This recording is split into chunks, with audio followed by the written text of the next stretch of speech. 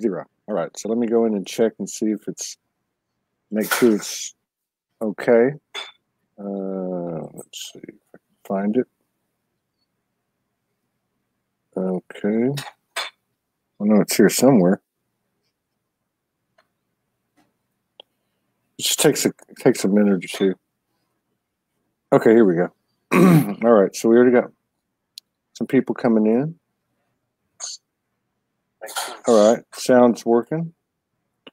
All right. Hello, Edith Ann, Diane McLaughlin, Celia Escudero. Let's see, Vicky Galanis, Mary Cooper, Guillermo Bastos, Charlene Wall, Michelle Ballou, Sean Phillips, Garrett Petrov, Marilyn Young. How's everybody doing? Got 18 people in the house. It's filling up. We're going to roll the show out in just a second. Let me just make sure I got my battery on, because I'm using a hotspot. Make sure it doesn't run out. Okay, we're good. All right, so we're going to formally roll the show out. I know Dwaine's got, quite a few people are familiar with him. May not be familiar with me. My name's Todd Medina. This is a Soulogy.1 network. And this is our primary show called Soul Speaks 5D. It's a conversation. And today it's a conversation with Dwaine Hartman. Pretty well known. I've had several people write to me about him. And then I think he reached out to me in the perfect timing. And on short notice, he agreed to come on, which is typical Soulogy style. We just sometimes we're not able to schedule until the day before. So welcome to the show. Thank you for sharing space with us today and honoring us with your presence and for the work you do. On behalf of everybody here, thank you for your service and welcome. Well, thank you. Thank you for bringing me on to your show, Todd. Yeah, you're very welcome. Let me ask you, I like to ask people that I don't know, especially people like you who've been in the game for so long, and I can tell you have. We can talk about that a little bit too, but I wanted to ask you, when did you wake up? That's a hard question to answer, because I kind of born that way. I figured that. I was born awake. I have memories even before my birth, being at my parents' wedding, and they said, "Well, that's impossible. You were the firstborn. I mean, there's no way." And we were married before that, But yeah, I had memories of coming in as a light, you know what I mean, and checking out the situation, I guess. Scoping out, scouting the proposed lifetime. Now, exactly, yeah. Now, a lot of people that have been on the show talk about that too. They talk about how they were born that way, and then kind of went to sleep. Went into the 3D, got married, had kids, and all that stuff. Did you go through that? And did you have a point where you kind of reawakened or reasserted your skills and abilities? Yes. I went to sleep. I went to sleep during the time of school. When I entered into the school system shortly after I went to sleep, in the sense, and then reawoken about in my 20s, right? I had a little help there, but yeah, in my 20s, because I was, at that time partying and doing all the things that you do at 20. But then I had a little help in waking up. So it was, I remember being so thick, you know what I mean? Remember being so thick through that school system. Yeah. And then it was almost like someone, turned a light on when I awoke and come back into it. But it was, I was very, very connected as a child until I hit the school system. Yeah.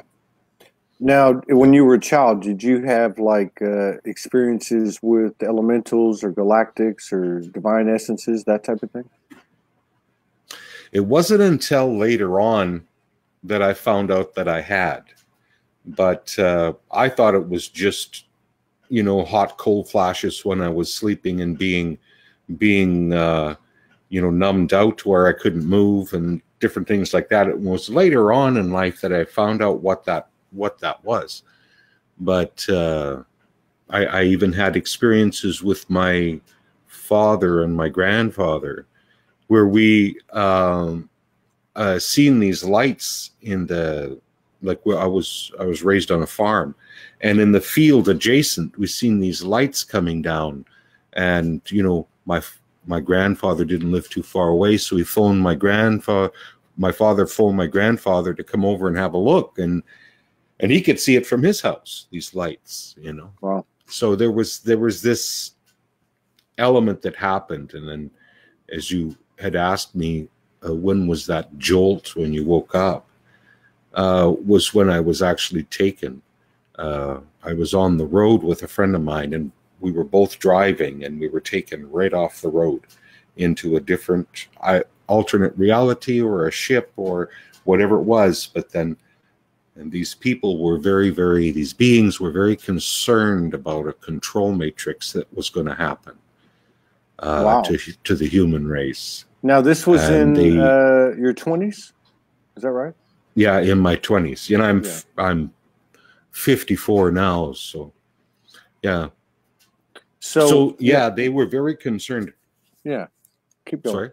No, keep going. They were very concerned about a path that we were taking that was going to happen to the human race, where they were going to become even more suppressed. And so they shared with me things about reality, how flexible it is, and to help as many people as possible come into a lighter state of being, being able to move into these something else than what was being projected at them, right? And so, yeah, they were very interesting beings. They were gold in color, in the sense that they shone a gold color. You could hardly make out their features, or the facial features, and they, you know, they were very majestic in their movements and things. But the biggest thing was that they communicated telepathically. Mm-hmm. And I remember that feeling, that where when they touched my heart, it just opened up, and then I could hear them, right? I could, they would look at you, tilt their head, and just smile, and then this information or this would happen, right? Which is a big part of my work that I do, is that people remember very quickly when they have eye contact with me and I go into a certain state. It's not like I'm teaching them anything. It's like they remember it, right? And they come back to a memory of being outside of the box, the confine that they have kind of set up for us here, the control matrix. Now, I've met some people that have had the same experience where they're driving down the road and they get taken up. And I've never met anyone in that scenario that actually has recall as to what happened when they went on the ship. I take that back, one person. But did your friend also have the same experience as you? No, he didn't. He went into fear because of being sucked off the road.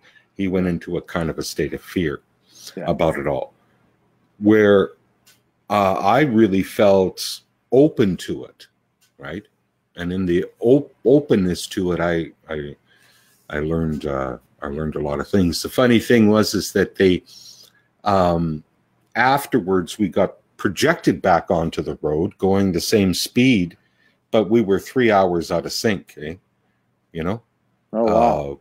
But so here, all of a sudden, we're back on the road. He's driving. We're back on the road, and it's like, you know, you gotta come back into your fact that you're driving, right? Now, were you 3 hours down the road, or just in the same spot 3 hours later? Same spot 3 hours later. Yeah. Wow. Yeah. Wow. Yeah. Now, is that when you started to? Now, you're a practitioner. You okay? Yeah. Is that when you started to go into your own practice, or did that take a little bit of time? that took a little time. I had to build some confidence first, and I had these ideas. I mean, I had all of these, if you would call it psychological ideas about psychological freedom, how to reach it, how to be able to step out of basically our own, trance we put ourselves into, and to step out of that and experience freedom. I had lots of ideas about that, and I was writing and writing, but I didn't put them into action until 1999. Okay. When I finished, I took a hypnotherapy course and started out as a hypnotherapist. I'm still a hypnotherapist, but I've developed something out of that, which I call Trance Alchemy, which is an open-eyed trance state. Yeah. We'll talk about that. That sounds very interesting. What was I going to ask you? Okay, so now from that point 30 years ago, do you still have a continuing relationship with those beings? Do you feel like they were channeling some of this information or transmitting some of this information to you that you were writing down and what you developed in this what did you call it? Trance Alchemy? Trance Alchemy, yes, very much so. And what I would say about 3 years ago, I'm looking at probably an image that you have seen, and this image is an image of space with a special filter on it so that they actually see between the planets that there is a connectivity. Mm-hmm. Did you ever see that picture? No. And then beside it, they had a picture of the brain firing and functioning, and it looked the same. Okay, I have seen that. Yeah, I have seen that. Yeah. And then all of a sudden, it hit me. It hit me. All of a sudden, I was back on that ship again. But one of the parts of what they did was there was this, like a pyramid, floating on whatever surface that was. It was floating above it, and it was turning slightly. And every time a flat face would come to me, a symbol would come out of it and through my third eye and into the back of my head. And I never could figure out what that was, right? And this went on for quite some time. And a few years ago when this tripped and happened, all of a sudden I could hear them again. And they were explaining to me that there are going to be beings coming from all over here at this convergence, at this time. And these symbols are star charts. And in those star charts, if you meditate on them, you will feel the consciousness of the people. And this will help you to understand people, right? So this was how many years later that this popped in and they were still communicating to me, right? Yeah. And so that's when, I find that there's a lot of people that aren't from here. Absolutely. A lot of people showed up here to shift the vibration of the planet. And go ahead. I'm sorry, I didn't mean to interrupt you. I was going to say, did you feel like, they were telling you that they were concerned, this is 30 years ago, that there was going to be a further suppression of the human race. Did you start to get intel at some point? You said you started the practice in 99, that there was an ascension coming, that there was a mass awakening coming? Yes, and I knew that basically from a child. I knew that from childhood. But then again, like you say, I went through that brainwashing period and then came out of it. But yes, I had that feeling. This is how come there's a tie to, I had amnesia for other times that they were approaching me and talking with me. But it was that time on the road that jarred everything open, and I realized that back through my childhood that I was being visited. Yeah, yeah. Do you feel that they're from a certain star family or star system? they have a very strong tie to the energy that was once here on the planet, and I'm going to say ancient Egypt, and that was before the what we would call when the priests got a hold of it. Okay. But before that, when you know, we were all equally gods and goddesses, right? And we were working on that aspect of development within ourselves, and they're very much for that. There's no difference, and my work reflects that there's no difference between source and you at all. Absolutely, yeah, absolutely, yeah. And I want to get into that trance alchemy. I love the word alchemy. Now, what's it been like for you? I mean, if you were already in the practice in '99 and you had the heads up of what was coming, what's it been like for you over the last 18, 19 years, seeing what's going on? Well, I'll share one thing about first, and that is it's amazing to see the transformation that has happened to the human race in that time. Because at first, you couldn't talk to anybody about the fact that you manifested your own reality. Back then, you had to be really talk to a person a long time and explain to them for a long time about that in order for them to even get it. Now people come to me and they want to just improve the way that they're manifesting. They already know they are, right? So we've came a long way in ownership of that. We manifest our own reality, for one, right? So in the beginning, it was quite difficult to bring these ideas out and across, but now it's like now I'm in my time, right? Yeah. I was kind of doing it out of time. Yeah. Ahead of your time. Yeah. And I have to ask you this question because you've been in it so long, too. And a lot of people, we still fight with, separation and, for lack of a better description, superiority, inferiority, or comparison.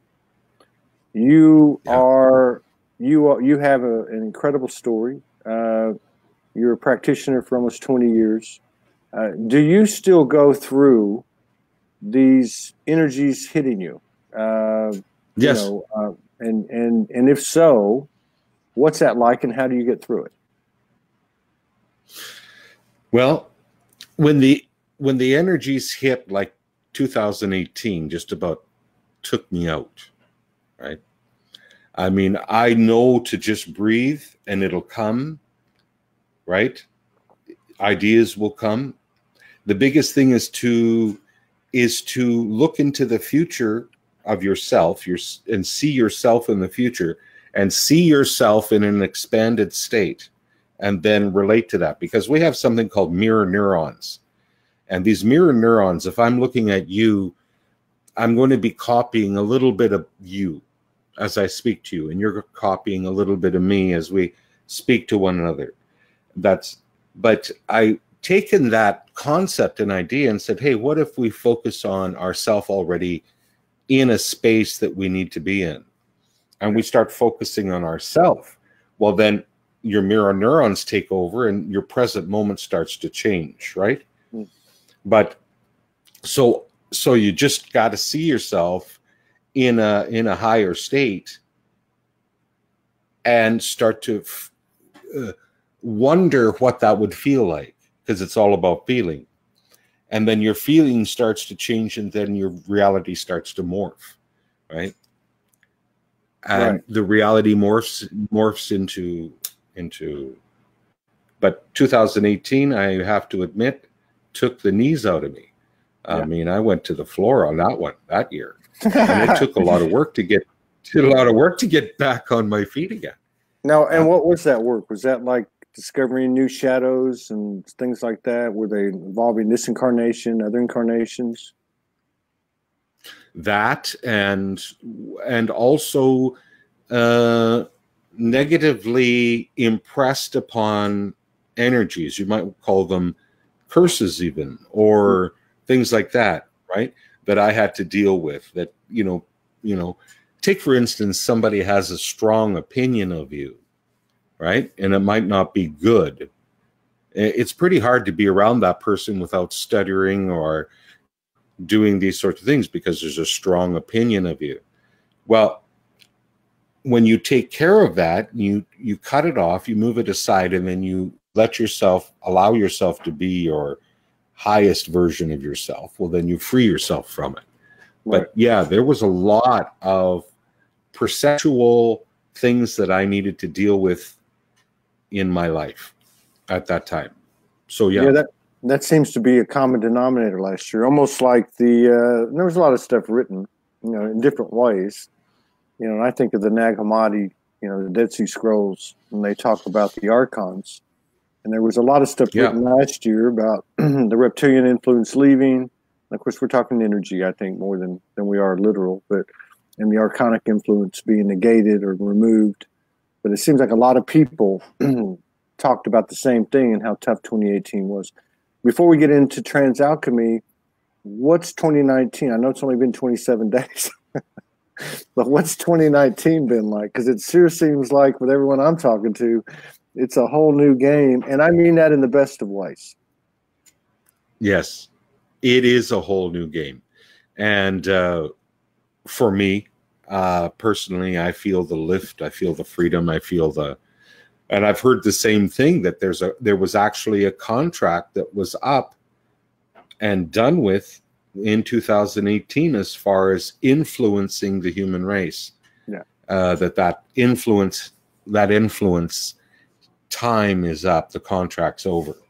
Yeah. And so for people to do that for themselves, to just, even if they want to write down on a piece of paper, as I burn this, the contract is over. Yeah. Right? Something simple, and just take it and throw it in the fire and just burn it up.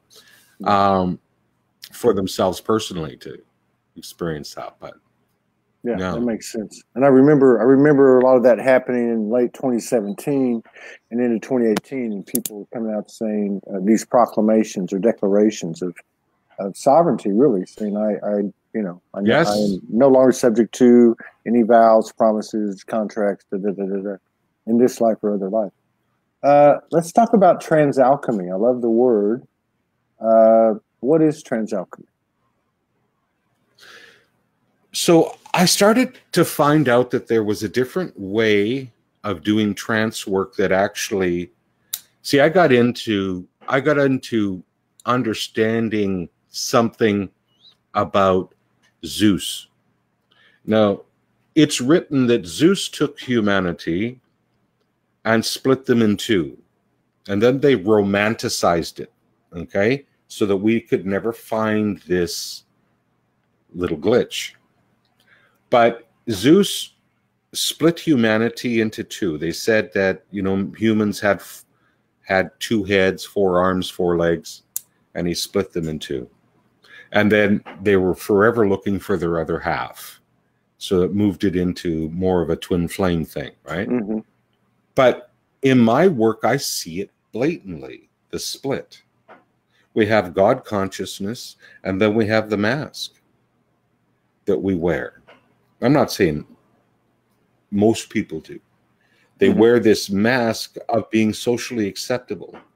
And but yet the God consciousness within them is literally buried, right? Like when I work with children sometimes, and, parents bring them and they say, they're having behavioral problems. And I says, okay, so behavior problems to what? Well, they're not conforming. They're not becoming what society, wants. And I said, good. Keep it up, little guy. Because when you take a God and you try to push it into a box, of course you're going to get some reaction, aren't you? Yeah. Right? And so we have behavior problems. Well, are they? Or are they just a resistance to going into the box, right? And we have to figure out a different way to be with our children, with the world, right? We're so afraid that they won't act like everyone else. Right. And the thing it is that should be celebrated. their difference. Right. So, yeah. I don't know, did I answer your question or did I go off on a tangent? No, absolutely you did. And well, I mean, to start, is there a method to trance alchemy? I mean, what you developed is unique, coming out of your training and the courses and the stuff that you took. But is what makes it different? Can you tell us a little bit about it? Because I'm sure some people are going to be interested in what you do and how you do it.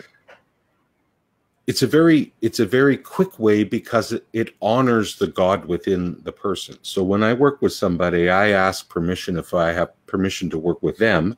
I also ask if I have permission to work with the God within them or the goddess, because I want to key up that aspect of them in the process. We utilize a very simple trance technique where they leave their eyes open and they get to see the changes that happen in the room, and they see that they're entering into a different dimension, right? There's no mistake. And as they drop into that state, see, the top part of our mind runs fear patterns all the time. And so when we drop into this state, it's called midbrain, the eyes of Horus, if you want to call it that. And we drop into that state. And when we drop into that state, then it's like going into 0 point energy psychologically. And from there, we're no longer influenced by the fear patterns. So we can drop in and people get to experience another aspect of themselves. So in this state, then they can work on whatever they want to work on. And it actually applies because it is a head-heart connection, right, when this happens, not just a head. Yeah, unobstructed too, right? Unobstructed by that higher. So the mind. Okay. Yeah. Some call it the monkey mind. Some call it, but it's a very quick way of dropping into this state. Now we leave our eyes open so that they can see the changes that are happening in the room, because the room will take on a different look. I take on a different look. Yeah. And when we drop into that state, then they're not so convinced that reality is so solid. Now it's more pliable. Right. And from that pliable state, then they can manifest and create what they want to do. With Trance Alchemy, the biggest part that is to bridge what would you call the conscious and the unconscious. So a lot of times when I was doing hypnotherapy prior to developing this technique, is that we would take them into a deep trance. They'd go into a deep trance, which is unconscious, subconscious. We would do things and repeat affirmations, repeat words, suggestions. Then they would come out of the trance state and they'd have amnesia. Mm-hmm. Right? So now the conscious mind is just going along without being connected to the changes. Now the changes may or may not happen, right? Depending on what we're doing, right? But with this method, when we go into this state, the conscious and the unconscious meld instead of being separate. So you know what they say about division. Together we stand, divided we fall. This is where I'm seeing this split that took place in the human condition. Right. And so we have a part of us that's very powerful, and we have a part of us that is basically the ego that thinks that it's doing everything. Right? Yeah. But is it almost like an implanted consciousness? It is. I call it the critic. And the critic, a lot of people have a critical voice inside. and they don't know that they can remove that critic because it's not theirs. They weren't born with it as a baby. They weren't critical. They picked it up. It's like a mind infection that everybody seems to get. And it criticizes to the point, but its main job is to keep you from, what I found, is to keep you from your own God consciousness. So anytime you try to get close to that, it's starting to judge you, bat you back out of the way, because you won't be socially acceptable, you see, according to it. You won't be a sheep or sleep. Exactly. Exactly. Now, would you say that the process that you're using, and that it's somewhat unique in the sense that they leave their eyes open, would you say that that's an integral part of Trance Alchemy, and the ability to not have amnesia when they come out of it? Yes, is to leave the eyes open. Go into the trance with the eyes open. What happens is then you can become this greater part of you and see as that greater part. So with Trance Alchemy, we also work on something that's called Awaken the God Within, which is you become that essence, right? That you always were right from birth, right? But was buried. And you bring that part up. Now, that part isn't of the matrix. That's right. Yeah. It's outside the matrix. And so outside the matrix, you can do anything within the matrix if you want to your 3D body. You can work with it. You can heal it. You can do. So I don't heal people. I teach people to heal themselves. Beautiful. Would you say that, not to get lost in semantics, when you refer to the God within or the goddess within, many practitioners might refer to that as the higher self? Yes, but being called, I don't want to step on any toes, but I'm just going to say it. Calling it the higher self puts it outside of your body. Yeah. And that's part of the Archon trick, is to keep us disconnected from our God within. Mm-hmm. So bring it in. If you're calling it higher self, bring it into your body and say, I am. Yeah. As the universe is in the body. Yeah. So yes. to embody that. Embody it. Be it. Yeah. Talk as it. And you know what I mean? Yeah. Do you, what have you seen? I know 2018 was a tumultuous year, but have you seen a difference in your clientele, in their progress, where they're at, their state of being over the last few months? The last few months. Yeah, yes. I mean, yeah. And even in 2018, when I was working with clients, I see the progress. Yeah. Because when they come in and they do something where you see, one of the things is that nobody recognized us, right? As children. Nobody looked in to you and said, I see you, Todd, the real you. Yeah. And thank you for coming. Yeah. Nobody did that. So what happens is that we get disempowered because we have to put a mask on and then try to please everybody, appease.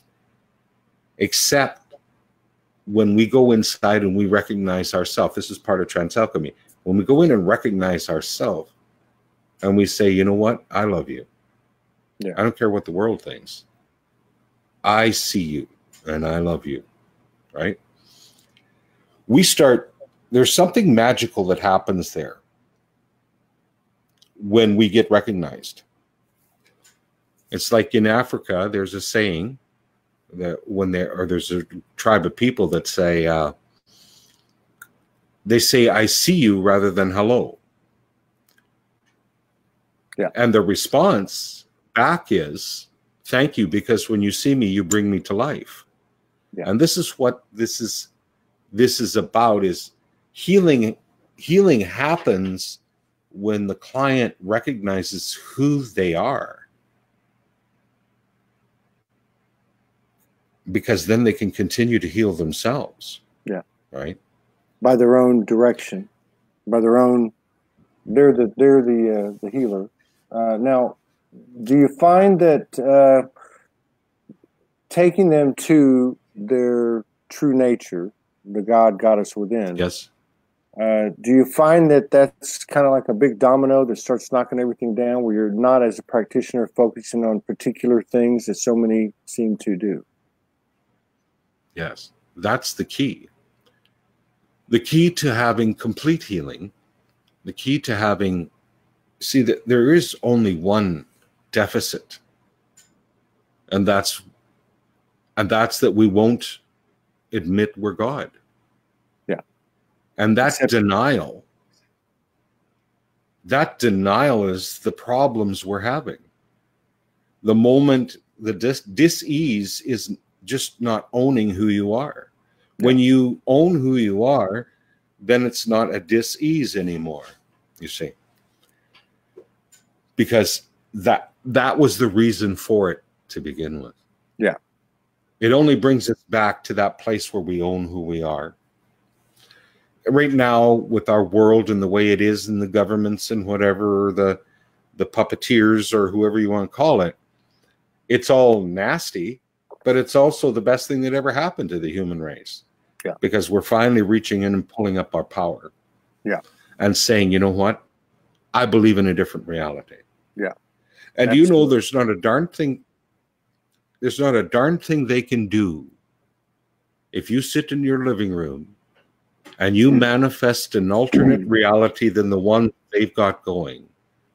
And that's what they're deathly scared of, is that the human race will wake up and start utilizing their imagination again and seeing their own reality, in spite of what's going on, start to manifest their own single reality.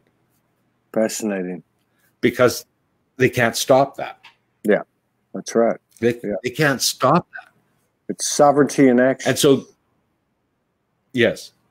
And so with Trance Alchemy, heavily we put towards people to awaken their imagination again. You know how the word that you hear people say, oh, that's just imagination? Yeah. It's almost like a downplay towards imagination, when that portal is the most important portal you own. Yeah. Is your imagination.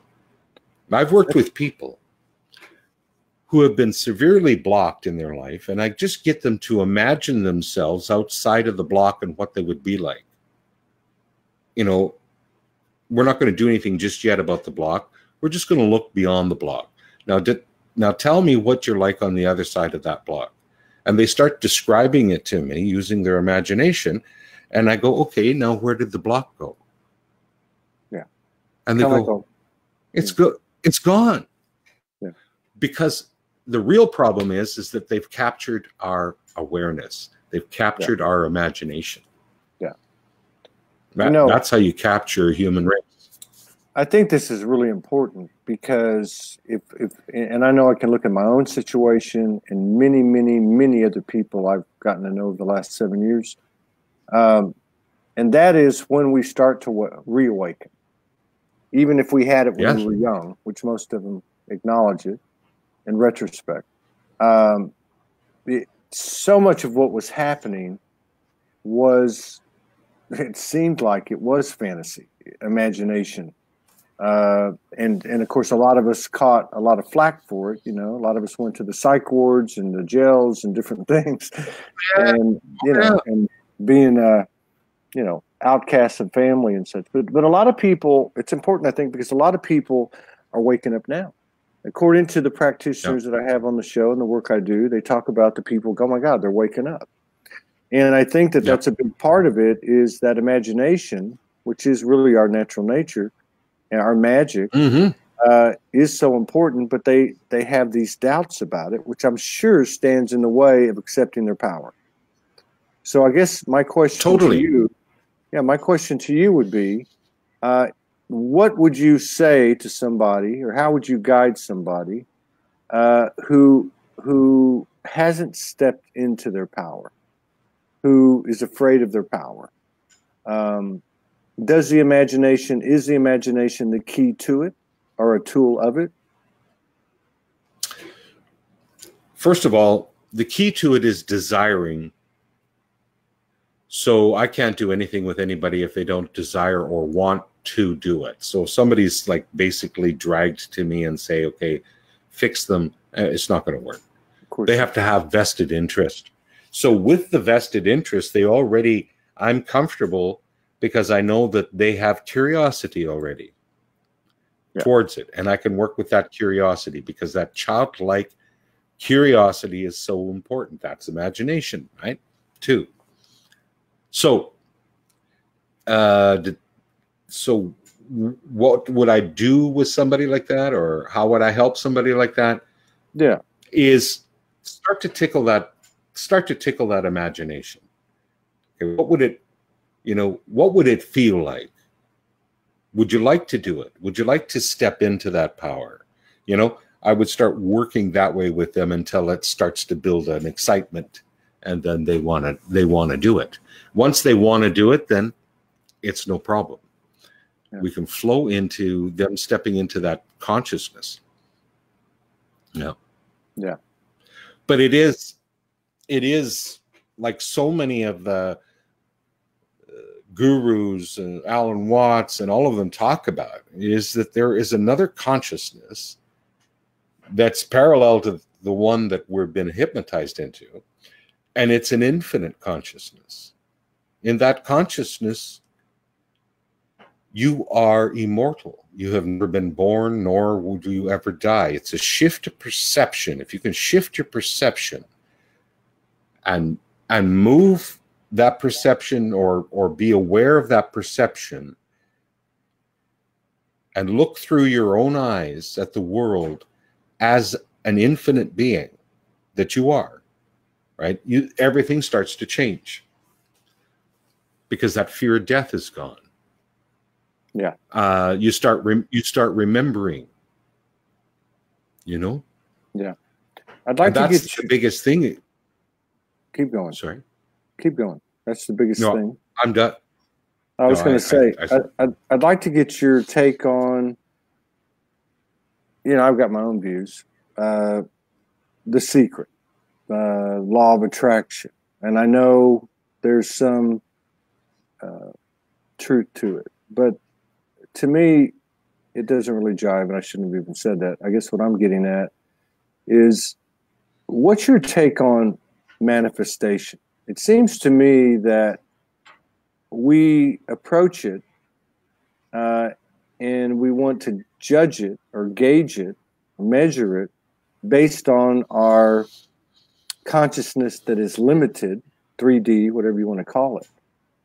What's your take on manifestation, materialization, creation?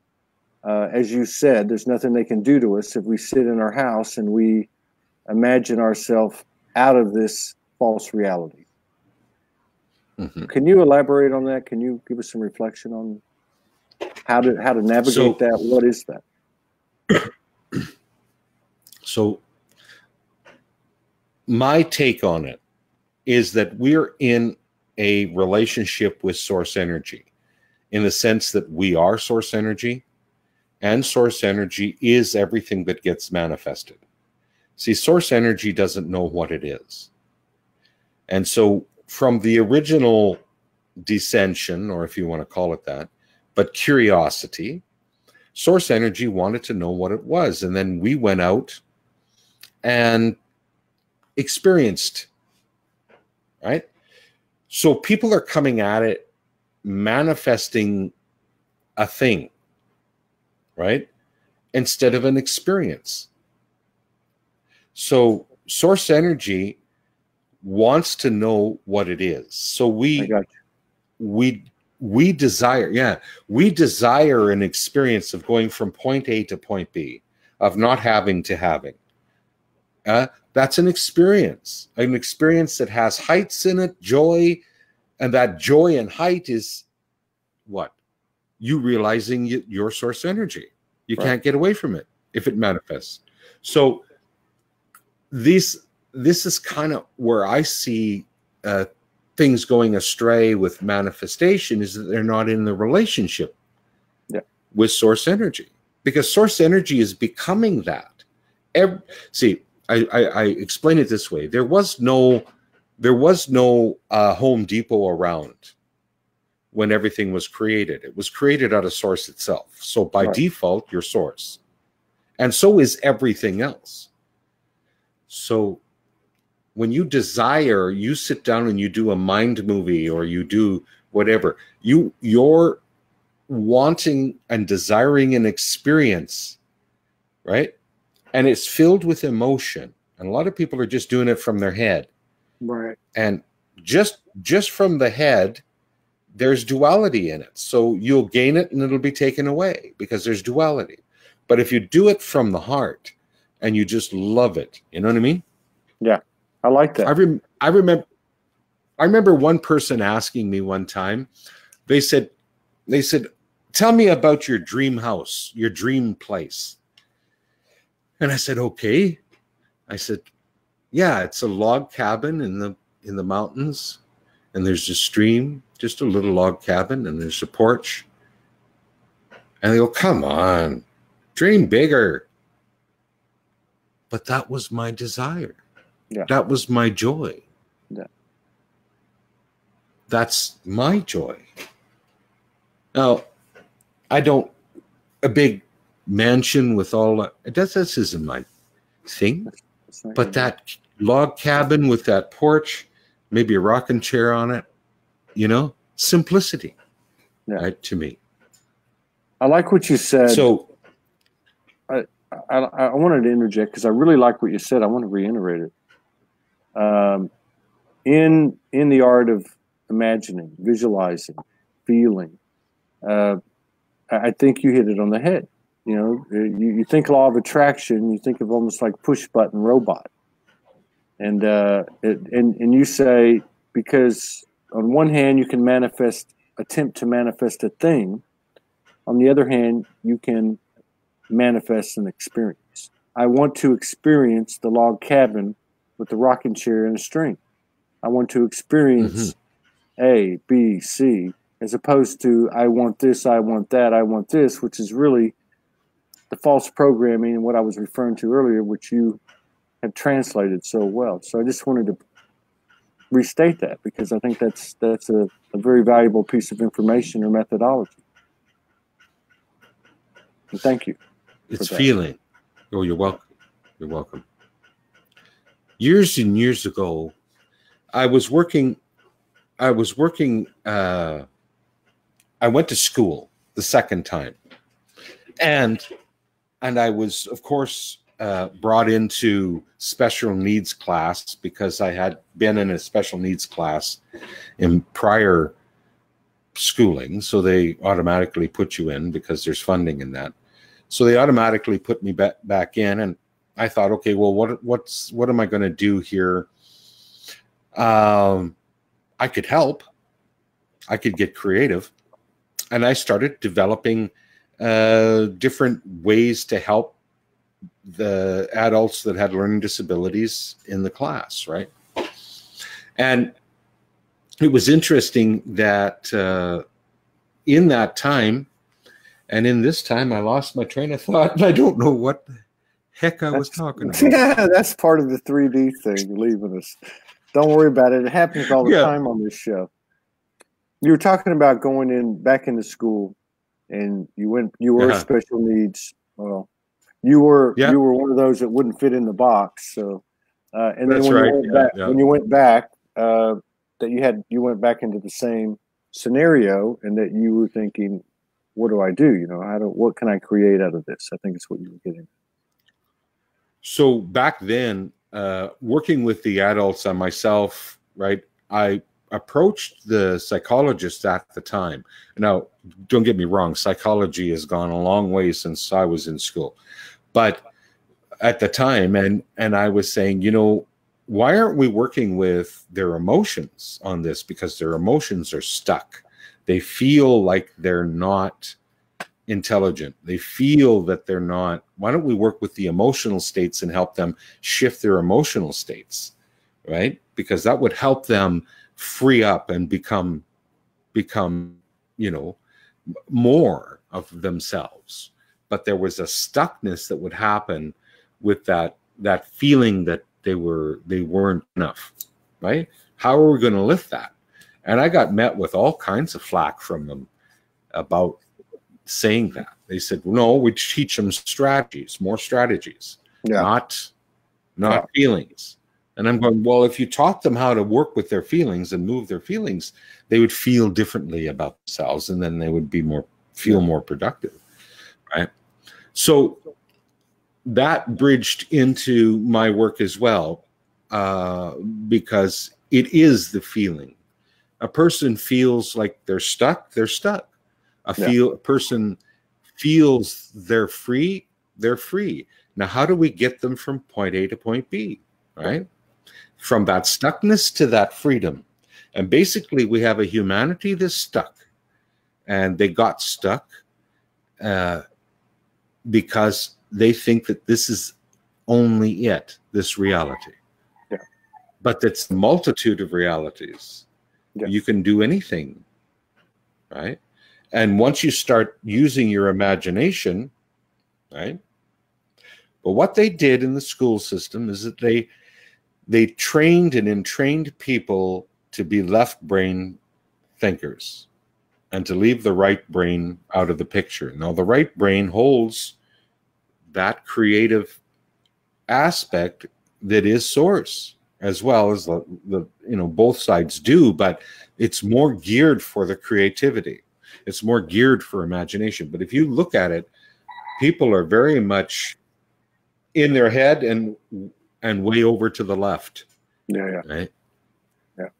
Now, you tell me, can a person get themselves out of any situation if they don't have their right brain? Because they can't imagine it. Yeah. No, I'm a big believer in creativity can be applied to any aspect of our life. You know, that's a big deal. And I love what you say too, because I feel like as time has gone on, as we have, you know, traversed this ascension, things are becoming more simple. There's less needs to be said. The yogi guru thing has gone away. I love what you said about you don't teach people, you don't heal people, you teach them how to heal themselves, basically. In essence. Yes. But what you said about to materialize, manifest, create the experience. I like what you said about how you tie in the emotions, because we are that is part of our makeup. And we've spent enough time with the sadness and the anger and all that other stuff. Oh, yeah. I've always believed that the desire is the root, and the desire is an emotion. And then, of course, there's love. Mm-hmm. So I've learned something today, and I appreciate that. You know, or maybe it's become clearer, and that is to materialize something is to desire that experience, and to really, the elixir is the love. Because why would you desire something that wouldn't be the purest thing aligned in your heart? You know what I mean? So that's a very simple and profound way that you put that. So thank you for that, brother. You're welcome. Be childlike. Be literally playful and childlike. I'm going to explain why. When we were children, all of us were born right out of source energy. We all knew. We all tried to explain it to the adults. We all tried to, and they told us. Now, why did they do that? Because they were under the suppression too. Okay. Now, everyone has trauma, it seems. Okay. In my work, I've years and years of doing this. Okay. Here's a pattern, same pattern all the time. Same pattern. You get to where you're about 5 years old, maybe younger, whatever, there's trauma. And then you become out of the trauma, and then a lot of the focus has been put on going back into the trauma and trying to do the work in the trauma to feel better. Yeah. The thing of it is that you know about archons, right? You know that they can take a form energetically in a person and make them do things, all kinds of stuff, right? Let's think about this idea. What if part of the suppression was to have trauma at a certain age so that you would never discover who you truly are? Right. So instead of working so much in this traumatic area, go back to that child that was magical, right? And go in there. So I do a different type of inner child work. I like that. And it is absolutely amazing. The child remembers where you came from, why you came here, what your purpose was, all of it. And I don't have to I never tell a client what that is.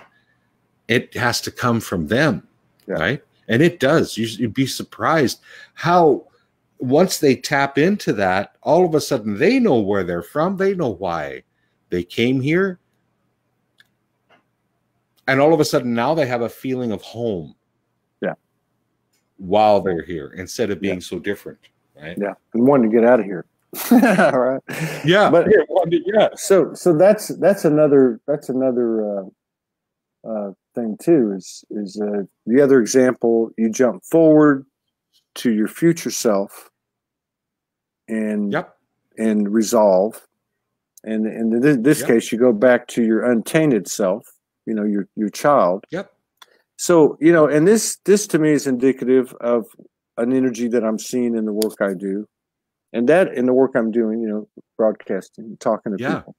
And that is that it's not that the shadow work is no longer necessary. It's that the time we spend in the shadows is diminishing.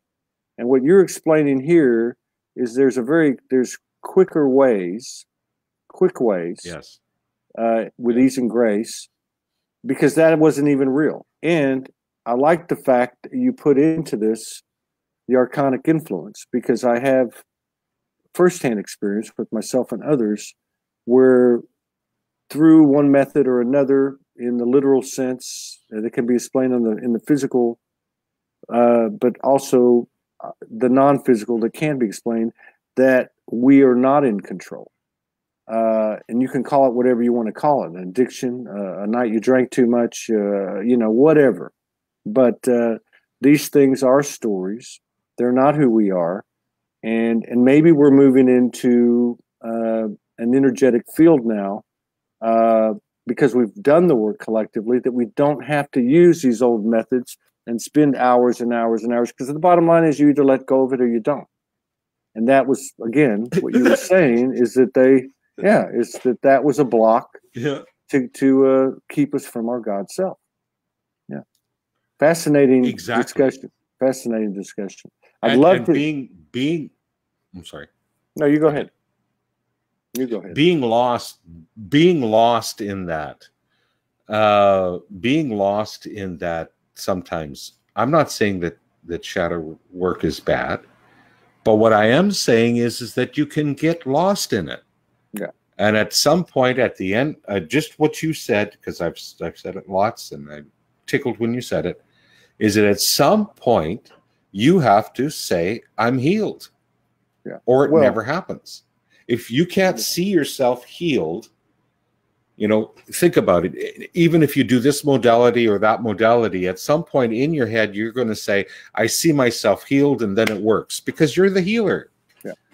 And you always have been. And that's not to say that things won't pop up at a time that your God within, your higher self, however you want to put it, has deemed appropriate. You've deemed appropriate.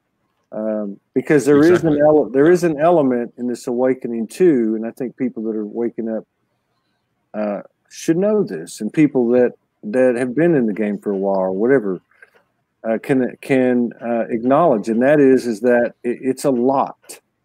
you know, everything, it's a lot on the human psyche. It's a lot for the human to take in, whether it be a divine episode, a download, a channeling, or the memory of a trauma coming back and dealing with it and healing it. I mean, it's a lot, and everything's accelerating.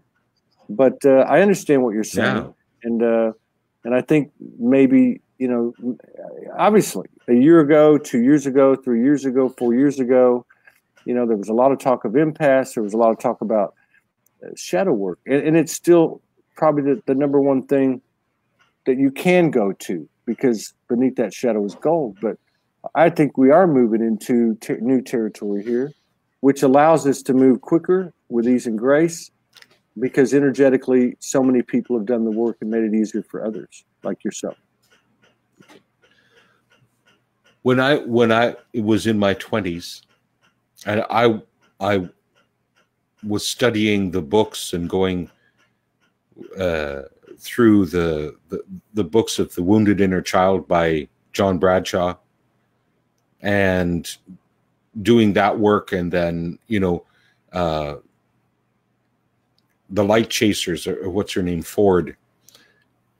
But I got caught in it. That's how come I have a point of reference. I got caught in it, and I was in there. And as an empaths need to know this, that as an empath, you can get caught in an energy when you're doing that work that can keep you in that for a long time, because you're manifesting more bad feelings, right?